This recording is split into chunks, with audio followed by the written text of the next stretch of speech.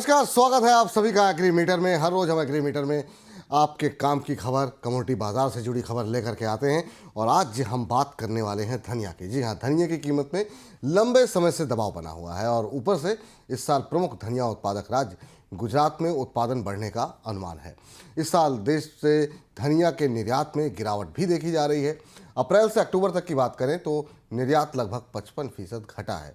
इन हालात में धनिया का भाव कैसा रह सकता है, आगे चलकर के कीमतें किस दिशा में जा सकती हैं, इस पर बात करने के लिए हमारे साथ हमारे खास मेहमान मनोज कुमार जैन जी जुड़ चुके हैं, जो कि पृथ्वी फिनमार्ट के डायरेक्टर और कमोडिटी के करेंसी रिसर्च हेड हैं। सबसे पहले तो मनोज जी, बहुत बहुत स्वागत है हमारे इस खास मंच पर बोनस के।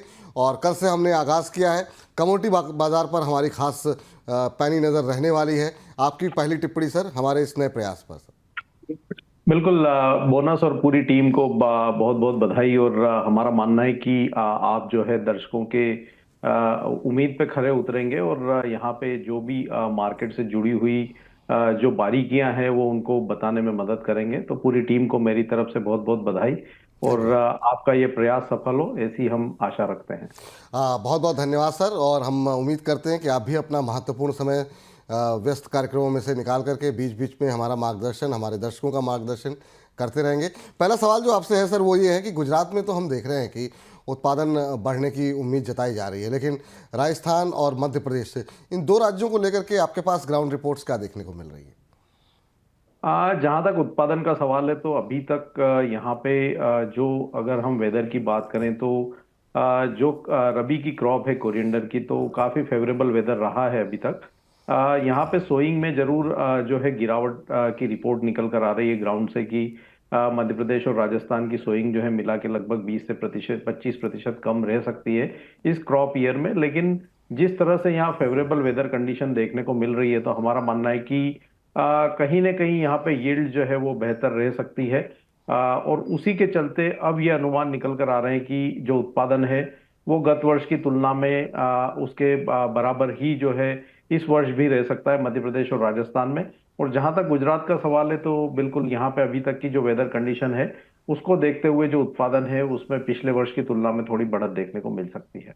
जी सर, अगर डिमांड की बात करें तो डोमेस्टिक मार्केट में धनिया को लेकर के किस तरह की डिमांड की उम्मीदें, किस तरह की संभावनाएं देखने को मिल रही हैं सर अभी? अभी तक की अगर हम डोमेस्टिक डिमांड की बात करें तो वो न्यूट्रल बनी हुई है। कोई मतलब बहुत ज्यादा एग्रेसिव डिमांड वाली बात नहीं है। लेकिन हमारा मानना है कि अब यहाँ पे आगे जो है मैरिज और फेस्टिवल सीजन्स रहेंगे तो कहीं ना कहीं डिमांड में जो है सुधार देखने को मिलेगा। लेकिन कहीं ना कहीं क्रॉप के अराइवल का प्रेशर भी जो है यहाँ पे देखने को मिलेगा। तो अभी जब तक यहाँ पे एक्सपोर्ट डिमांड में सुधार नहीं आता है तब तक कोई बड़ी तेजी यहाँ पे धनिया में बनती हुई नजर आए ऐसा नहीं लगता है। तो पूरा जो ट्रेंड है वो एक्सपोर्ट डिमांड के ऊपर डिपेंड करेगा कि आगे यहाँ पे आने वाले समय में रमजान और बाकी जो एक्सपोर्ट की डिमांड है वो कैसी रहती है। तो उसी के हिसाब से जो है यहाँ पे भविष्य तय होता हुआ नजर आएगा। जी सर, एक्सपोर्ट के फ्रंट पे अगर देखें तो अप्रैल से अक्टूबर तक एक्सपोर्ट हमने देखा कि 55% के आसपास की कमी देखने को मिली है। आगे क्या एक्सपोर्ट में, निर्यात में कुछ और बढ़ोतरी की उम्मीद दिखाई दे रही है आपको? इस वर्ष में हमारा मानना है कि निर्यात में थोड़ा सुधार देखने को मिलेगा क्योंकि गत वर्ष में यहाँ पे मिडल ईस्ट में काफी तनाव थे और उसकी वजह से कहीं ना कहीं एक्सपोर्ट जो है वो प्रभावित होते हुए नजर आए थे। तो यहाँ पे जब से जो मिडल ईस्ट में इसराइल और हमास के बीच में सीज फायर हुआ है तो हमारा मानना है कि आने वाले समय में यहाँ पे डिमांड जो है वो रिवाइव हो सकती है। साथ ही यहाँ पे रशिया यूक्रेन के वॉर को लेकर के भी संभावनाएं जताई जा रही है कि वहां भी कभी भी जो है लड़ाई पे विराम लग सकता है। यूएस लगातार प्रयास कर रहा है। तो अगर वहां भी सीज फायर होते हैं तो कहीं ना कहीं ये डिमांड के लिए, एक्सपोर्ट डिमांड के लिए अच्छे संकेत रहेंगे। तो उम्मीद की जा रही है कि आने वाले समय में यहाँ पे एक्सपोर्ट डिमांड में रिवाइवल जो है वो देखने को मिलेगा। जी सर, भाव को लेकर के क्या कुछ आउटलुक निकल करके आ रहा है? यहाँ से हम क्या एक्सपेक्ट करें? कीमतें और बढ़ेंगी या कुछ कमी की गुंजाइश दिखाई दे रही है? जहां तक हम देखें पिछले वर्ष का अगर पूरा अगर सिनारियो देखें तो गत वर्ष हमने कीमतें नीचे में 5,880 के स्तर तक लगभग जाते हुए देखी थी और वहां से हमने ऊपर में 8,800 तक कीमतों को जाते हुए देखा। तो निचले स्तरों से गत वर्ष जो है धनिया में कमजोर एक्सपोर्ट डिमांड के बावजूद 40% की बढ़त जो है देखने को मिली थी निचले स्तरों से। अब यहाँ पे क्रॉप के अराइवल का जो है सीजन स्टार्ट होने वाला है, तो उस लिहाज से हम देख रहे हैं कि काफी समय से एक सीमित दायरे में जो है ये कमोडिटी बनी हुई है। तो अभी हमारा मानना है कि जो अप्रैल का एक्टिव कॉन्ट्रैक्ट है धनिया का एनसीडीईएक्स का, वहां पे एक जो दायरा है वो 8,000 से 8,700 का जो है शॉर्ट टर्म में रह सकता है। तो अभी एक दायरा ही यहाँ पे समझ में आता है। जहां तक मिड फरवरी तक एक बार जो है उत्पादन के आंकड़े आने शुरू होंगे, तो उसके बाद एक ट्रेंड यहाँ पे डिसाइड होता हुआ नजर आएगा कीमतों को लेकर के। तब तक हमारा मानना है कि अगले 10 से 15 दिन एक दायरा जो है वो 8,000 से 8,700 का बना रह सकता है। बहुत सारे ट्रेडर्स आपको बड़े ध्यान से सुनते हैं सर। ट्रेडर्स के लिए कोई इस समय क्या सलाह रहेगी? अभी अपनी पोजीशन को क्या करें, वो किस तरह की उनकी रहनी चाहिए, और आगे चल करके अगर उनको कोई पोजीशन लेनी हो तो क्या सही समय है, या 10-15 दिन बाद आप जैसा कि कह रहे हैं उसके बाद ही कोई फैसला लेना चाहिए?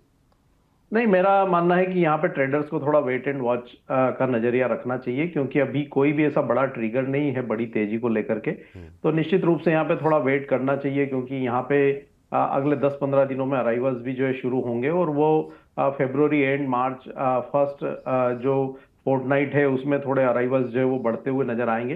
तो उस समय निश्चित रूप से थोड़ा दबाव जो है कीमतों पर देखने को मिल सकता है। तो ट्रेडर्स को अभी वर्तमान लेवल पे कोई एग्रेशन नहीं रखना चाहिए।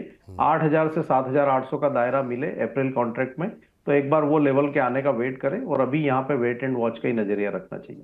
ठीक सर। इस सेगमेंट को सर समाप्त करें उससे पहले चलते चलते जानना चाहेंगे और कोई एग्री कमोडिटी जो आपको अच्छी लग रही हो, धनिया के अलावा? धनिया के अलावा कुछ? अभी हमारा मानना है कि जो ओवरऑल स्पाइसेस पैक है वो एक दायरे में ही रहेगा, लेकिन यहाँ पे अगर एग्री कमोडिटीज में बात करें तो कॉटन सीड ऑयल के किसी कमोडिटी है जो ऊपरी स्तरों से काफी करेक्ट हुई है। तो यहाँ पे निचले स्तरों पर जो फरवरी का एक्टिव कॉन्ट्रैक्ट है 2,600 से 650 के दायरे में ये कमोडिटी में बाइंग जो है वो इनिशिएट की जा सकती है। तो ओवरऑल एग्री पैक में ये कमोडिटी निचले स्तर पर बाइंग के लिहाज से बेहतर लगती है। हालांकि यहाँ भी एक दायरा है, लेकिन रिस्क रिवॉर्ड फेवरेबल लगता है, और ऊपर में कमोडिटी फिर एक बार 2,800 तक के स्तर को टेस्ट कर सकती है, और इस ट्रेड में 2,540 का एक स्टॉप लॉस जरूर रखना चाहिए। ठीक सर, बहुत बहुत शुक्रिया सर मनोज जी, आज की इस चर्चा में जुड़ने के लिए और हमारे दर्शकों का मार्गदर्शन करने के लिए बहुत बहुत धन्यवाद। तो चलिए हमारी इस खास पेशकश को यहीं पर समाप्त करते हैं, और इसी तरीके से एग्री से जुड़ी हुई और भी अपडेट्स और भी जानकारी क्या कहाँ पर जो है अपॉर्चुनिटीज़ दिखाई दे रही है, इसके अलावा सिर्फ एग्री पर ही नहीं, बुलियन पर भी बहुत डिटेल में सोने चांदी में क्या रणनीति होनी चाहिए, तमाम जानकारियाँ आपको द बोनस पर मिलती रहेंगी। तो लगातार आप बोनस को लाइक कीजिए, सब्सक्राइब कीजिए, और अपने जो मित्र यार हैं उनके साथ शेयर कीजिए। मुझे इजाज़त दीजिए, नमस्कार।